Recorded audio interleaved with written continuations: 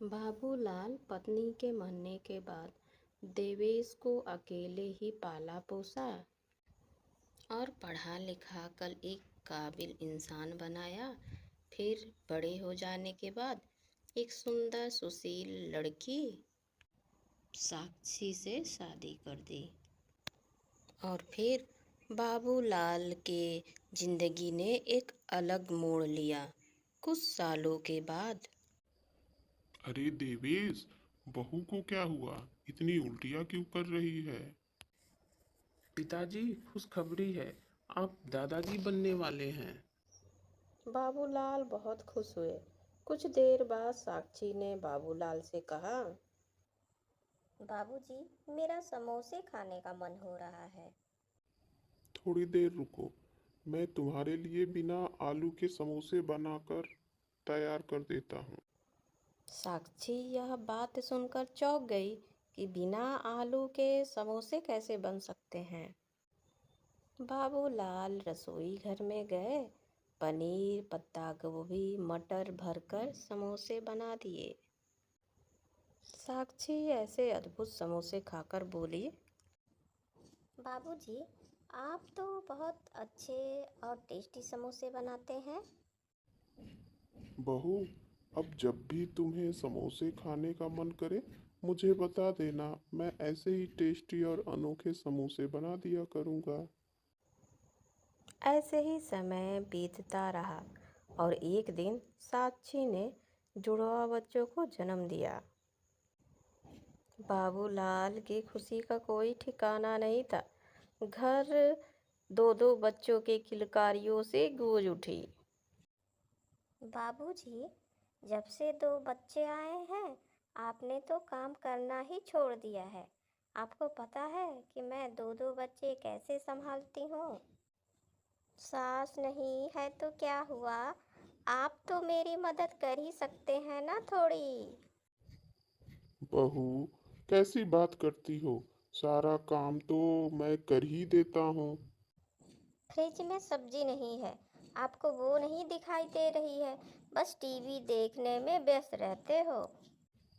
सब्जी नहीं है? पहले क्यों नहीं बताया? चलो मैं अभी जाकर ले आता हूँ।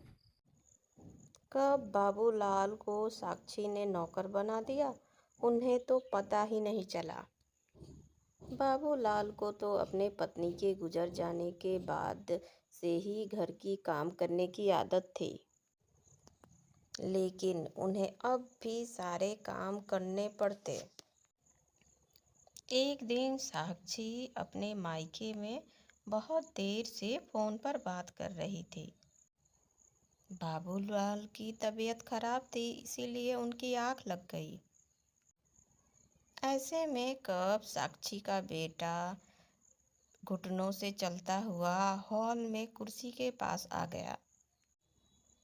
जैसे ही वह कुर्सी पकड़कर उठने की कोशिश करने लगा, कुर्सी उसके ऊपर गिर पड़ी और उसके सिर में चोट आ गई और वह तेज तेज चिल्लाकर रोने लगा। जैसे ही बच्चा रोया, साक्षी दौड़ी आई और चिल्लाई और बोली, बाबूजी, कहाँ थे आप? देखिए मोंटू के सिर में कितनी तेज की चोट आई है, खून भी निकल रहा है। इतना भी आपसे नहीं हो सका कि बच्चे को संभाल सकें। बहू, मेरे सिर में बहुत तेज का दर्द था, इसीलिए मेरी आंख लग गई। सोए थे या सोने का जानबूझ के नाटक कर रहे थे?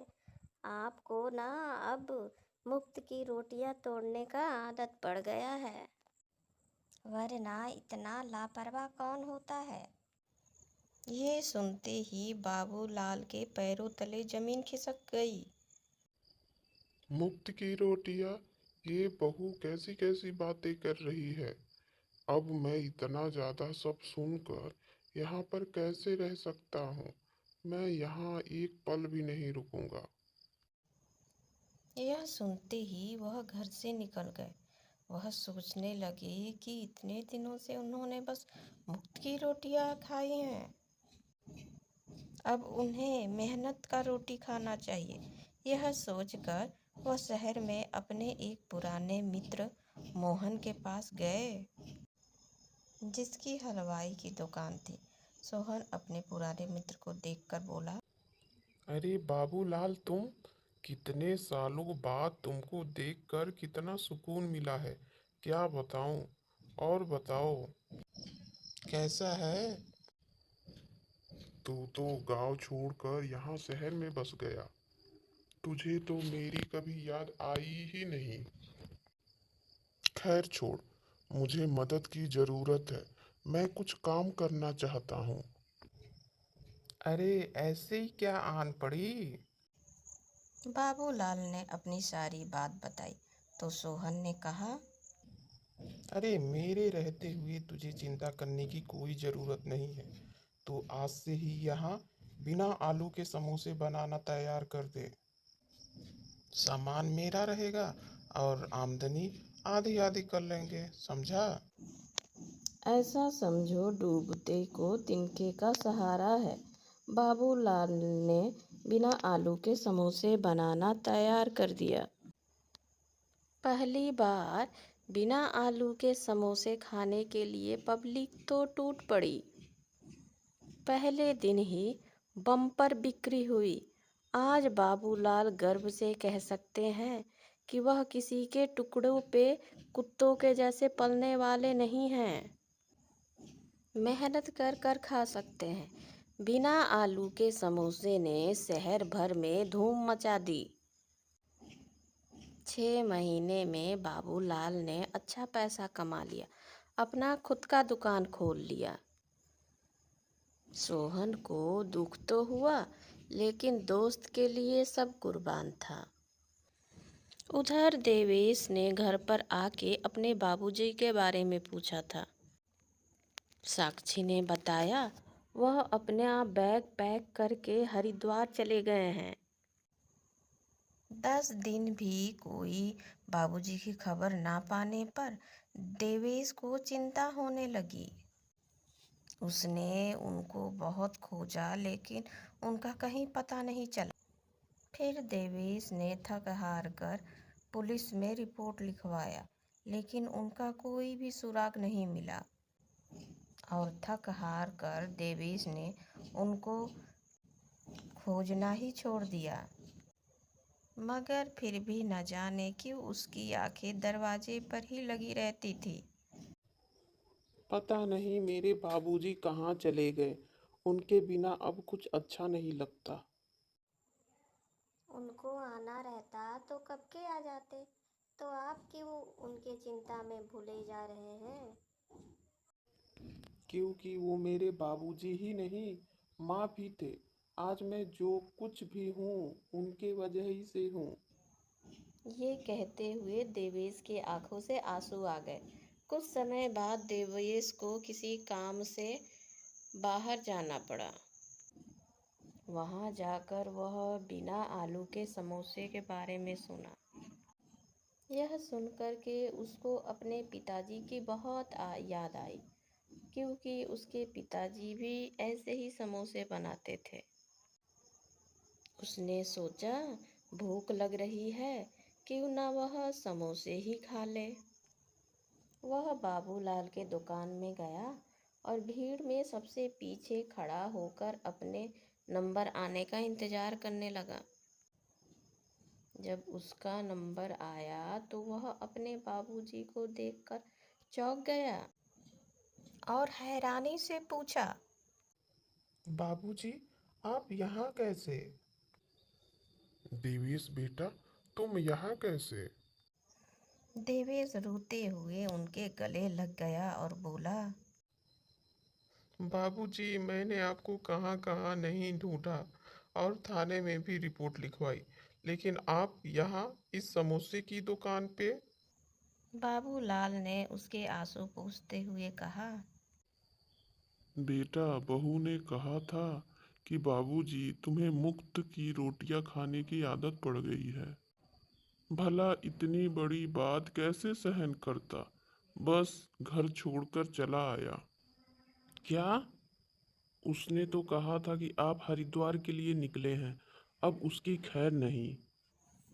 देवेश घर पहुंचकर साक्षी से बोला, साक्षी, ये लो तलाक के कागज। अब तुम इस पे साइन कर दो। अब तुम आज़ाद हो। ये घर मैंने बाबूजी के नाम कर दिया है और मैं जा रहा हूँ अब बाबूजी को लेने। मैं और बाबूजी इस घर में रहेंगे। और बाबूजी हरिद्वार नहीं गए हैं, मुझे मिल गए हैं। अब उन्होंने मुफ्त की रोटी खानी छोड़ दी है।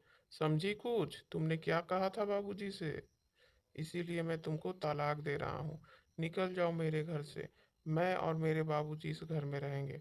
तुम्हारी कोई जगह नहीं है यहाँ पे। और बिना आलू के समोसे बनाकर खूब नाम कमा रहे हैं।